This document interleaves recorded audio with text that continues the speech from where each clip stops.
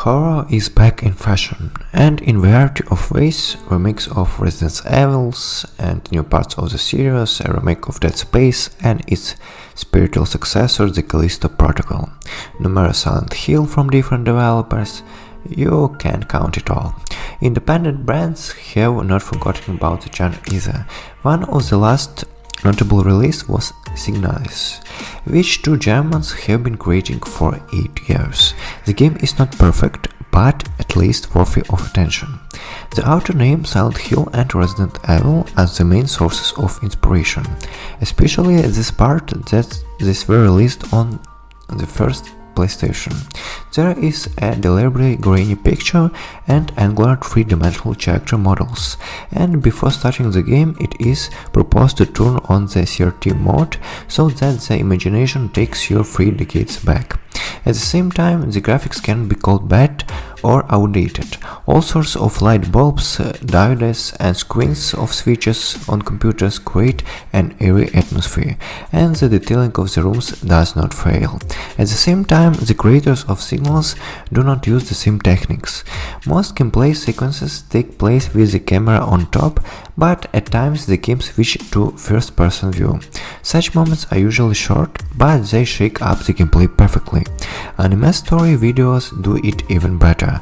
It would seem that when looking at the screenshot of the game, the last thing associated arises with is anime, but the insert's feed is here like a glue. Calling Signals a horror is not entirely correct. It seems like they are not trying to scare her. The atmosphere here is rather tense and uncomfortable. Empty rooms where basically if someone meets, then he is already dead.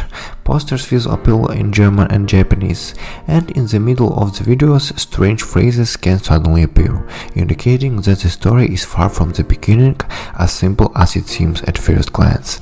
The plot begins rather banally.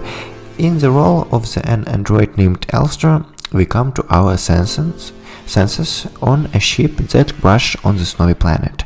Near the control panel we find a photograph of a certain girl and set off in search of her. Instead of bombarding the player with dialogues and rich cutscenes, the developers prefer other storytelling methods.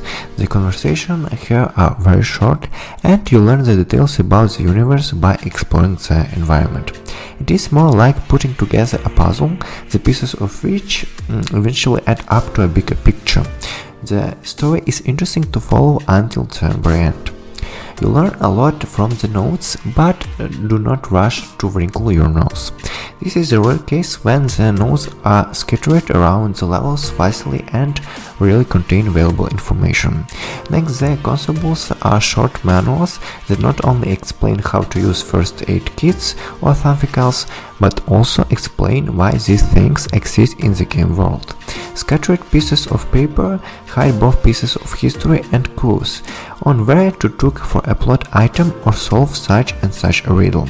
No walls of text that you want to close immediately after interacting with the note.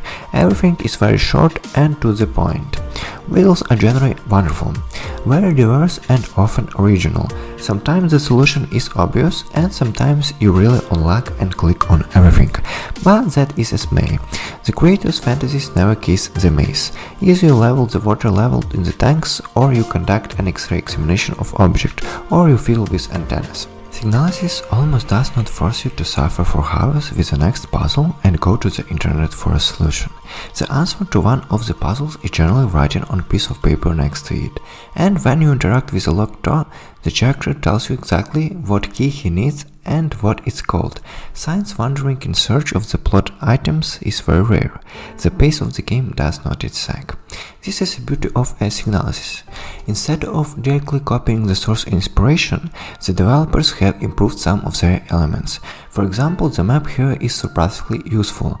Both the names of the rooms are synced and the doors are drawn and painted in different colors. Some are always closed, some require a key, so the path to the safe room is always obvious. What is somewhat annoying is the inventory. They decide to make it as old as possible. There are only 6,000 in it, and you find a lot of items, different types of first aid kits, stun guns, weapons, cartridges for them, and in fact there are a lot of plot items, including passes and keys. Everything that is not needed can be put in a box in the safe room. It is bottomless and the same for all such rooms. But you have to run to the box too often. Then the cartridges for one of the types of weapons will run out and you need to replace it with another. Then you accidentally hide something wrong here. The developers are already thinking about increasing the number of cells. Perhaps this shortcoming will disappear soon. The combat system is also not so hard, but there are noticeably fewer complaints about it. Opponents are infected androids that either rise from the dead when approaching them, or crawl out from somewhere at the unexpected moment, or simply lodge from corner to corner. You can hit them with a shocker and then finish them off it melee, or you can shoot them. But here's a problem, some of them can resurrect in the same rooms. Only termite bombs can be guaranteed to send androids to the next world, but again they need space in this inventory, and you find them quite rarely. If at first I shot everything that moves, then over time I became much more economical. There won't be enough cartridges for everyone, and it's pity to waste them if the enemy rises from the dead. In most cases it's better to bypass opponents, they still do not leave anything behind. Be sure to fight only with bosses, and it's easy to predict that one of them is ahead. Before the battle you find yourself in the safe room, strewn with cartridges and first aid kits. Combining so many mechanics, Signalis never ceases to amaze. You almost never know what's waiting for you at the next door.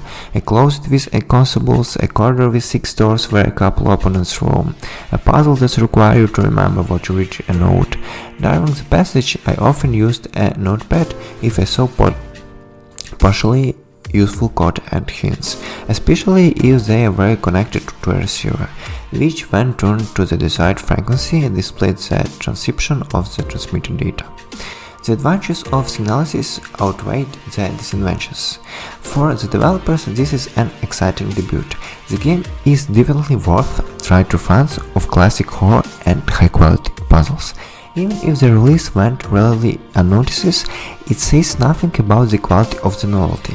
It's hard to not notice how many the creators are in love with the genre and how well they understand what it lacks. The game could have been even better, but as it stands, it's one of the most exciting releases of the fall. Thank you for watching.